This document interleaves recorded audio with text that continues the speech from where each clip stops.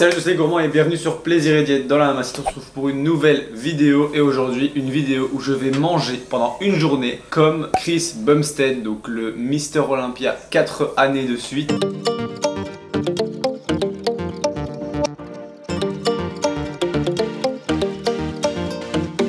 Actuellement en classique physique, mais du coup je vais manger comme lui à 2 semaines de sa compétition. Moi je suis actuellement à 12 jours, donc c'est presque 2 semaines de ma compétition et je vais essayer une journée dans sa diète de bodybuilder pro qui lui pèse 250 pounds à cette date là, donc un peu plus de 110 kilos. Je vais tester sa diète sur une journée, vous montrer ce que j'en pense, un petit peu vous expliquer ce qu'il explique dans sa vidéo d'intelligent et tester tout simplement est-ce que c'est faisable, est-ce que c'est cool et est-ce que ça a du sens de faire ce genre de choses pour moi ou pour quelqu'un comme nous qui sommes natis et actuellement à 71 kg, donc il y a 40 kg de différence. Pour le petit déjeuner on se retrouve avec une omelette mais avec un œuf, c'est pas une omelette c'est des œufs au plat, et 250 g de blanc d'œuf. Donc on est sur 7 blancs d'œufs et un œuf entier. Un peu gros mais on repassera.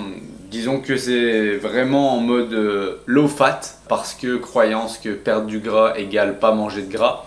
Mais bon, ça entre guillemets, on va dire si c'est pour avoir une meilleure tolérance aux glucides et mieux récupérer à la recharge, vu qu'on est qu'en J- maximum 14, honnêtement ça peut être justifié. Mais ce qui est triste c'est qu'eux font ça toute l'année, du moins pendant la période de déficit calorique.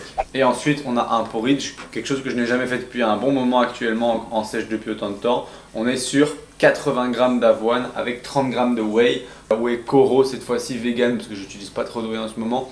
Mais voilà, au moins vous dites la whey vegan, 30 g dedans comme vous l'avez vu. On est sur un porridge et un petit déjeuner à 570 calories. Et pour couronner le tout et parce que c'est pas cool du tout de faire cette diète là, puisque vous voyez il n'y a pas de fruits, on est sur une journée où on va avoir un petit peu de légumes, mais sur le reste de des sources de, on va dire, fibres, on a juste des compléments qu'il prend, comme par exemple le psyllium, ici psyllium blond. Et en gros, moi je mange jamais ça, je me demandais pas pourquoi c'est ça chez moi. Et du coup il en met une cuillère à café dans son eau, et comme il le dit, il va falloir vraiment boire beaucoup d'eau quand on mange beaucoup de fibres, sinon on est constipé et c'est pas ce qu'on veut. Surtout quand on mange peu de lipides, n'est-ce pas Chris Bumstead? Voilà, donc une cuillère à café de psyllium que je mets dans mon eau. Et moi je mets mon zinc au même moment pour être loin du calcium et surtout du magnésium que je prends dans la journée. Et là je vais simplement mettre, vu que j'ai de l'eau, les pilules, je vais les ouvrir. Je les prends chez NutriPure, hein.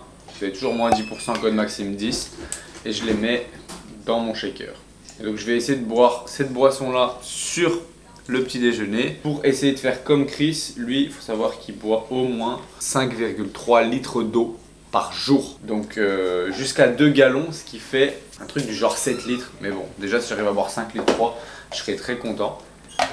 En même temps avec toutes les protéines qu'il mange, c'est quand même pas mal. C'est parti pour ce premier repas et je vous ferai ensuite un débrief sur le deuxième qui sera après la séance. Il faut savoir que lui s'entraîne après son 3e repas, entre 2 et 3e repas. Ici moi je vais m'entraîner après le premier repas, de question de facilité parce que j'ai une grosse journée, mais je vous expliquerai aussi pourquoi il fait ça et comment et quand il mange son pré-workout. Moi je mange ça, je vais commencer par les œufs avant qu'ils soient frais.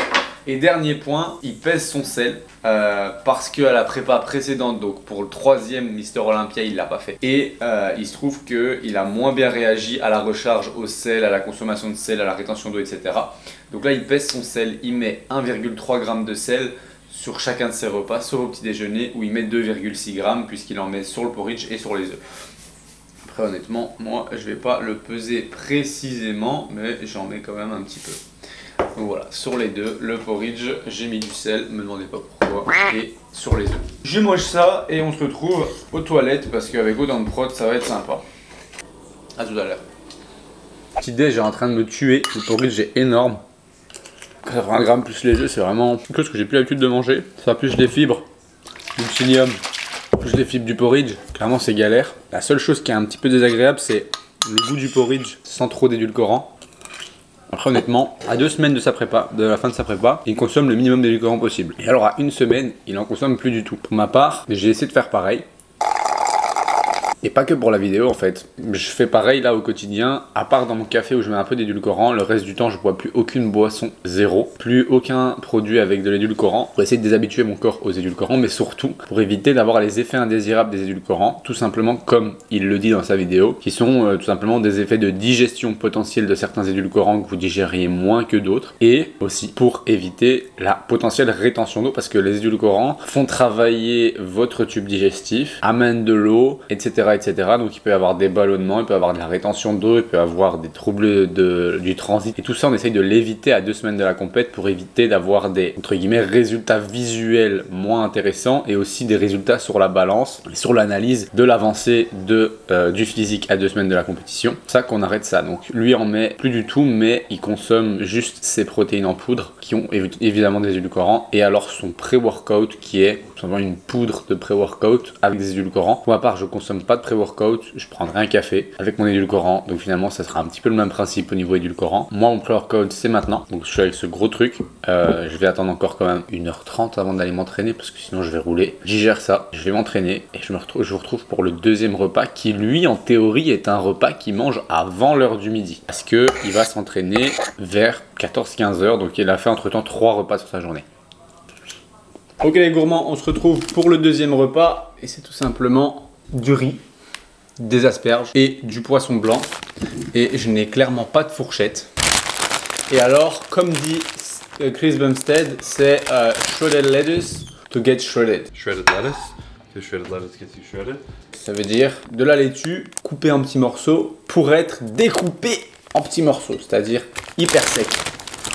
Donc j'en mets une poignée à la Chris Bumstead, c'est-à-dire 2 poignées à la Maxime, au-dessus. Et alors je vais mélanger tout ça, évidemment du sel, 1,3 g encore une fois selon lui, et bien sûr de l'eau. Et alors une chose, c'est qu'il met aussi des condiments, c'est la seule chose qu'il met. Il met pas de ketchup, parce que ketchup, il y a des édulcorants. Rappelez-vous ce que j'ai dit ce matin, pas d'édulcorants, parce que qui dit édulcorant dit potentiel risque de rétention d'eau et de troubles du transit. Donc il prend quoi? De la moutarde. Mais ici, moi j'ai la Coro, elle est clean et en cale, elle fait rien du tout. Je crois 100 cales ou 100 grammes, ou je vais en mettre quoi? 10 grammes. Je vais en mettre un peu. Donc ça, c'est son deuxième repas. Je prends un peu de moutarde. Tac, tac. Et voilà. Et alors lui, il mélange tout ça. Il ne mange pas séparément. Et alors ça, c'est son deuxième repas avec asperges, poisson, riz et salade. Du coup, ce repas-là, pourquoi? Parce que le poisson blanc, pour lui, c'est digeste. Le riz, il n'y a pas de gluten, c'est digeste. Les asperges, avec toute la consommation d'eau qu'il boit, c'est pour aller aux toilettes. Et le sel, bah, pour son pump, pour bien gérer eau, sel. Et alors, moi, je fais du riz volumineux. La recette, je l'ai mis sur Instagram récemment, c'est mon riz de sèche. C'est du riz qui me permet de passer à environ 400 grammes, entre 350 et 400 grammes de riz, puis pour 100 grammes cru, alors que de base, c'est 200, 250, max 300 grammes pour du riz. Ici, j'ai 50 grammes de riz pesé cru. Donc dans mon cas ici, ça fait 220 grammes pesé cuit. Mais en règle générale, ça fait genre 150 grammes pesé cuit. Ensuite, j'ai 200 grammes de poisson blanc. Donc il dit à chaque fois, il vaut mieux pas prendre ni du tilapia, ni du pangasius, parce que c'est deux poissons qui sont élevés, qui sont d'élevage et qui sont nourris avec des graines un petit peu bullshit. Tandis que si vous prenez du colin ou des choses comme ça frais, c'est quand même plus qualitatif. Ici 200 grammes de colin. Honnêtement, ça fait longtemps que je n'en ai plus mangé, étant donné que, en règle générale, je suis plutôt pour les poissons gras. Étant donné que sa diète, comme vous l'avez vu, est très faible en gras, bien finalement, je me trouve à devoir manger du poisson blanc. Une diète très faible en gras, c'est ce que je vais concevoir. Oui et non. Disons que, comme je vous l'ai dit dans la précédente vidéo de ma recharge, si vous ne l'avez pas encore vu, après une vidéo de la recharge, je vous la mettrai dans le lien dans la description ou ici quelque part. Ce que je vous ai dit, c'est que si jamais on arrive proche de sa compète et qu'il faut commencer à mieux intégrer les glucides, mieux les métaboliser et les utiliser, il vaut mieux en consommer plus et donc au détriment des lipides sur une période courte. Donc c'est le cas ici. Par contre, manger du riz avec du poisson blanc à 10h30, 11h, franchement, c'est pas le meilleur kiff. Donc ça, c'est le deuxième repas. On peut appeler ça une collation, que le repas du midi sera le pré-workout, sera le troisième repas que je vous montre juste après. Concernant la salade comme ça dépend quand. Si jamais il s'est levé trop tard ou que son petit déj est trop tard, il met pas de salade dans la première collation, puisqu'il a le repas 2-3 heures après. Et du coup, il n'a pas envie d'avoir trop de volume pour pas être trop chargé au niveau de l'estomac. Évidemment, c'est pas ça qui va ajouter beaucoup de calories. On est à 16 calories au 100 grammes. Ça va quoi. Et 100 grammes c'est tout le paquet, 300 grammes c'est tout le paquet, donc il y a un tiers du paquet pour 13 calories. Je mange ça, bosse un peu sur les coachings et on se retrouve pour le troisième repas qui sera sûrement dehors et pas à la maison où j'ai fait un tube. Ok les gourmands, on est dans la voiture avec le repas 3. Il est 13h, donc 2 heures après, mais bon pas le choix parce qu'après on a un café à 14h. Donc c'est de nouveau la salade, du poulet et de l'autre côté du riz comme tout à l'heure. Et alors un petit peu de courgettes que j'ai cuit à l'Actifry, puisque Chris Bumstead lui mange ses courgettes à la poêle, mais il les fait griller jusqu'à ce qu'elles soient noires. Il disait savoir du jus dans ses légumes, mais du coup ça les rend beaucoup moins volumineux. Mais vous voyez dans sa diète, si vous regardez la vidéo, je vous mettrai la vidéo précise que je copie là en description, il mange pas de volume en fait. À part le petit déj qui est copieux, il mange pas de volume du tout parce que ça distend l'estomac, et quand l'estomac est distendu et que la peau est distendue, elle est moins l'habitude d'être plaquée contre les abdos et donc on a moins l'impression d'être sec de chez sec. On a l'impression que la peau est quand même un petit peu molle. Et c'est pas le but du tout, surtout quand on fait Olympia, qu'on est pro, il n'y a même pas 1% qui est laissé de côté pour la chance. Donc ici on a 180 grammes de poulet ou de dinde, 60 grammes de riz pesé cru et il y a 300 grammes de courgettes pour la journée. Donc 100 grammes dans ce plat, 100 grammes dans le prochain, 100 grammes dans le suivant. Et un peu de salade puisque shredded lettuce makes you shredded, comme il dit. Donc je mange ça, j'ai oublié le sel, donc ce sera pas salé. Je mettrai 2 fois plus de sel après. Je mange ça, c'est le repas pré-workout. Dinde, riz, courgettes parce que c'est très digeste. C'est sans FODMAPs, donc sans trucs qui fermentent dans l'estomac, dans l'intestin, etc., etc. Super simple à digérer, pas trop calant. Comme ça, on peut s'entraîner de manière optimale. Il prend un pré-workout, comme je vous ai dit. Pour ma part, je me suis déjà entraîné parce que je fais la diète de Chris Bumstead, pas son entraînement, qui dure en général 2 heures début d'après-midi. Moi, je me suis déjà entraîné la matinée parce que j'avais du travail. Et donc, je vous retrouverai pour le prochain repas qui sera le post-workout. Autre spot, et on se retrouve de nouveau avec la même chose, c'est-à-dire salade, poulet, riz. La même chose qu'avant. En pré et en post-workout, c'est plus facile, comme ça il cuisine une fois pour deux, et un petit peu de courgettes encore une fois à l'Actifry. Donc le pré et post-workout sont les mêmes. Il y a juste un peu plus de riz dans le pré-workout, 60 grammes, post-workout 50 grammes de riz. On se retrouve donc avec un repas à 400 calories. Vous mettrez les macros et les calories ici pour chacun des repas. Il restera normalement 2 repas. Une collation shake, un shaker, un repas du soir sans glucides. Ne me demandez pas pourquoi il mange sans glucides le soir. Je pense que ce repas-là, il le mange, il est déjà 17-18 heures et du coup, après, il a plus spécialement trop faim. Et surtout, il n'a pas besoin de se caler avant de dormir, ni besoin de trop d'énergie ou de glucides pour être boosté pour sa journée. Moi, ce que je vais faire, c'est que je vais coupler le repas 5 et 6 pour avoir mon shaker avec le repas sans glucides, parce que sinon, je vais être frustré de manger qu'un shaker une fois et un repas sans glucides après. Je vous reprendrai pour ça, là, il est 17 heures. Franchement, je mange trop de fois sur ma journée, ça fait bizarre. Mais pour lui, c'est normal parce qu'il faut qu'il répartisse ses protéines sur un nombre de repas conséquent. Et puis, plus on mange en sèche régulièrement, au moins on se dit merde, il faut que j'attende longtemps avant le prochain repas. Et donc, on pense trop à manger. Et ensuite, on se retrouve pour le dernier repas que je vous montrerai comment je dois préparer. Surtout le shaker qui ne mange pas comme un shaker. Pour ma part, je profite de ce repas pour prendre mon magnésium de chez NutriPure. 2 gélules puisque pas de calcium, sinon j'en prends 3. Et ça, c'est réglé. Donc je vous ferai un point sur sa manière de s'alimenter et pourquoi il consomme ce genre de repas, combien de calories il consomme à 2 semaines de la fin de sa prépa, etc. Après le dernier repas, pour qu'on fasse un point sur ce qu'il lui en a pensé. Mais vous faites toujours pas d'édulcorant le résultat. C'est un peu compliqué pour moi, qui aime bien consommer des boissons zéro pour être calé et être satisfait. Moi, à la fin d'un repas, j'aime bien avoir un petit Coca zéro en fin de prépa pour me caler en fait, tout simplement, et avoir un petit truc sucré et avoir l'estomac qui gonfle grâce aux bulles du Coca et donc être content. Mais non. Bon les gourmands, on se retrouve avec le dernier repas et c'est le dessert, c'est la petite glace qui a pas l'air dégueu en vrai. Regardez, j'arrive à la faire tenir comme ça.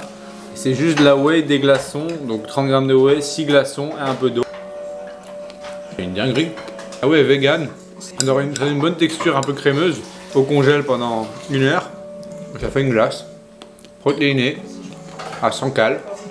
Plus le poulet et les courgettes avec un peu de salade que je vous ai montré. Et on fait un point juste après pour clôturer la vidéo avec une conclusion à la Chris Bumstead qui a eu un point qu'il a remarqué et que j'ai envie d'aborder avec vous juste après.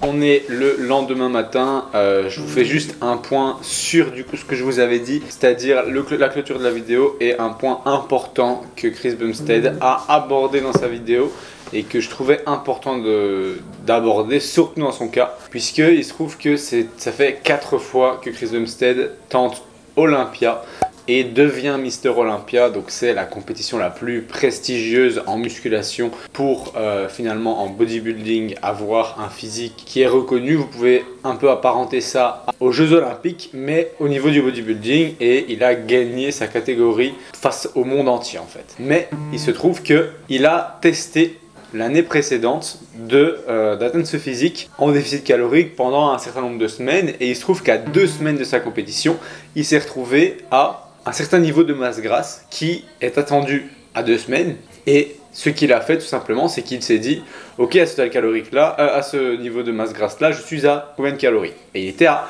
1600 calories, et comme c'est des quantités faibles, il a opté pour quoi? Tout simplement pour, pendant toute sa sèche, faire finalement une sorte de jeûne intermittent pendant lequel il mangeait pendant une période de 7 à 8 heures par jour, et il ne mangeait pas pendant 16-17 heures par jour. Comment il faisait? Tout simplement le matin quand il se levait, il faisait son cardio, il faisait ses étirements, il faisait un peu de taf, etc. Et il commençait son premier repas 11 heures, parfois même midi. Résultat, il se trouvait à devoir manger ses 250 grammes de protéines, puisque oui, la journée d'aujourd'hui, je viens de manger 250 grammes de protéines, même 260 grammes pour 2100 calories. Et il se retrouvait à manger ces 250 grammes de protéines sur 7 heures en 5 ou 6 repas. Ça veut dire que toutes les heures et demie, il mangeait. Il y a juste le moment où il s'entraînait, où finalement, il ne mangeait pas pendant l'entraînement. Mais du coup, il se retrouvait à devoir mettre ses repas sur des très courts temps, donc finalement ne pas avoir de digestion optimale, ne pas avoir de répartition des protéines optimale, de synthèse des protéines dans un temps entre guillemets suffisant, etc., etc. Et donc ce qui s'est passé, c'est que en théorie on trouve que c'est pas la meilleure option pour finalement optimiser, et en pratique il a eu la preuve que ça a marché beaucoup mieux cette année en mangeant sur une fourchette de 12 à 13 heures. Donc ça veut dire comme une personne normale qui mange le petit déjeuner en se levant, qui mange le dernier repas le soir. Et ce qui s'est passé tout simplement, c'est qu'il s'est retrouvé à un même niveau de masse grasse pour 2100 calories contre 1600 calories. Donc une différence de 500 calories, soit 25% de son total calorique journalier en plus pour un même niveau de masse grasse en un an. Vous allez me dire ouais, mais il a pris du muscle en un an, etc. Les gars, il est déjà tellement musclé qu'il a peut-être pris un peu de muscle, mais pas suffisamment de muscle pour pouvoir augmenter son métabolisme de 500 calories. Par contre, les chiffres ne mentent pas, il a le même niveau de masse grasse et il mange 500 calories de plus, tout simplement parce qu'il répartit ses repas plus intelligemment sur la journée, que sa répartition et son timing des protéines est meilleur et donc mieux métabolisé, mieux utilisé, et surtout que son métabolisme s'adapte moins et est moins au ralenti, et donc il a moins besoin d'aller sur des baisses de calories récurrentes pour continuer de perdre du gras, parce qu'il est en train de manger sur suffisamment de repas par jour. Donc le jeûne intermittent, c'est bien, mais il ne faut pas oublier que si vous vous entraînez à jeun, vous allez avoir une dépense énergétique à l'entraînement un peu plus faible parce que le corps fonctionne encore un peu au ralenti, et en plus de ça, ça va du coup avoir un impact sur le métabolisme qui va potentiellement être un peu plus adaptatif, un peu plus vite avoir besoin de rebaisser les calories pour perdre du poids, et donc finalement au résultat à terme avoir plus dur à maintenir un niveau de masse grasse faible avec un certain nombre de calories qui sera plus faible. Donc voilà ce qu'il a remarqué et qu'il va tout le temps mettre en place dès maintenant, et je trouvais ça très important d'en parler avec vous parce qu'il y a beaucoup de gens qui se disent pour perdre du gras je ferais bien un jeûne intermittent, mais attention, poussé à l'extrême, vous voyez que c'est pas spécialement la meilleure option, c'est peut-être plutôt quelque chose qu'il faudrait mettre en place en fin de déficit calorique quand on se rend compte qu'on a vraiment faim, et pas quelque chose à faire dès le début pour éviter que le métabolisme s'adapte trop à la baisse. Donc j'espère que cette vidéo a été informative, vous a un petit peu traduit la vidéo que Chris Bumstead a pu faire en anglais et que vous avez appris des choses, vous avez un petit peu compris son raisonnement. J'ai fait une autre vidéo sur un Mister Olympia qui est Arnold, et là c'était une diète un peu plus extrême, c'était pas une fin de sèche. Je vous la mettrai ici ou là ou en description et vous irez la voir. Je vous garantis que là, j'ai pas kiffé les protéines. Enfin bref, j'espère que cette vidéo vous aura plu. Si c'est le cas, vous pouvez toujours cliquer sur j'aime et même vous abonner. À la prochaine pour une recette ou une autre vidéo.